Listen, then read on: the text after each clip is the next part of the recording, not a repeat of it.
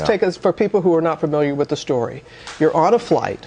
Yeah. Beverage service starts. Yeah. Tell us what happens. Yeah, I mean, it's an ordinary flight. They have the beverage service that starts, and I'm in row 11, and I'm in the aisle. My oldest son is right next to me in the middle seat. My youngest son is in the window seat. My wife is across the aisle, and my wife and daughter across the aisle in one row back. And so it's a typical flight, nothing out of the ordinary. Beverage service starts, and the gentleman pulls up, and I'm reading a magazine. My kids are playing with their iPads, so I heard him ask, like, what do you want, like, beverage, what do you want? And they were busy playing with the iPad, so they didn't respond. And I remember the tone got a little bit more aggressive. And I was thinking, man, that was kind of rude for him to ask my kids like that. So they got startled. They ordered their drinks. And I remember this, he puts the drinks down on the tray, but with force. Like, he just kind of slams them down. They say, thank you. He doesn't say anything. So I was like, all right, whatever. So he asked me my order. I give him my order. Again, kind of slams the drink down. And again, I'm thinking, well, what is going on with this guy? But whatever. As he gives me my drink, he starts to move the cart. And my son says, excuse me, might I have some ice? And he obviously didn't hear my son ask for ice. So he moved the cart probably past my seat. And so my hand was up like, excuse me. And then I finally said, excuse me, can I get some ice? I just tapped him on the shoulder. He swings his arm back and said, don't hit me. And I'm like, dude, I didn't hit you. And then he rushes up to the front of the plane, leaves the cart right there. And the gentleman in front of me turns around and says, I saw everything. I saw that. Like why did you didn't hit him? I'm like, of course I didn't hit him. So as I'm sitting there on the plane, it was bizarre because he's up there for a couple of minutes, and again, I was like, whatever. So I started reading the magazine. So you don't think anything of it? Nothing of it. Yeah. He comes back. He puts the cup of ice on my son's tray. He then takes the cart and takes it back up to first class. And about 3 minutes later, another flight attendant takes over. She brings the cart down, starts servicing the area, and that's it.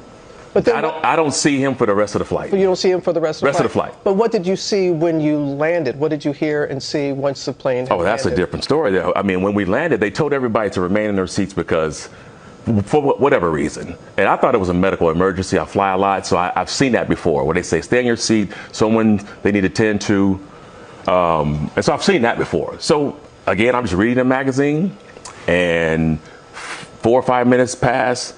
And then my head is down, and I can hear, like, the walkie-talkies. I hear a lot of the gear and wrestling of, like, you can hear when they come on. And everybody, you can kind of hear, like, the awls, or, like, you can hear people.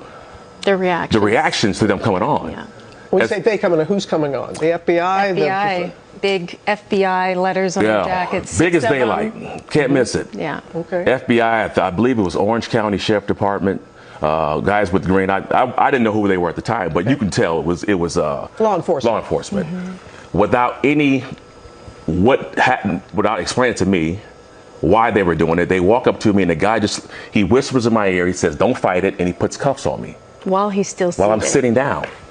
With everybody still on the plane. Everybody's on the plane. He never introduced, acknowledged, or confirmed that it was Terrell. Or say, hey, here's why. Here's what happened. We're doing this, or nothing. Can I ask what happened? He just walked straight up to him and placed hands. And what was it like for you, Tamika, to see your husband in handcuffs? I thought it was a joke, because what else could it be? And I saw the agents come on, so of course it caught my attention like everyone else, and they just walked straight up to Terrell and just played. And so I jumped out of my seat and I said, wait a minute, like, what's going on? And I hopped over the woman next to me, and I was kind of like, to Terrell, are you joking? Like, is this a practical, is this a prank? Like, and he just said quietly, no, it's not. And I'm looking at my sons, who are sitting right next to him, watching their dad being handcuffed. And what could we do? And I'm asking them, what is going on? Like, why are you doing this? Why? And they pick him, have him stand up. and pull him out. So I go after him, and he's telling me to stop. And then I'm standing there. The kids are still sitting in their seat. Everyone's staring it was at chaos. us. It was just. It And was the children are chaotic. ages 9 to 13? We have 13. Our sons are 13 and 11. Our daughter is 9. No one helped me.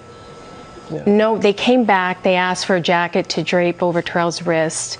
I said, can we get off the plane? So I yelled to the kids, let's go. I grabbed Terrell's bag out of the overhead. Where do we go? Like, what do we do? You know, I want to go with him. No one, I mean, we were just left to fend for ourselves on a flight with everyone staring at us. And you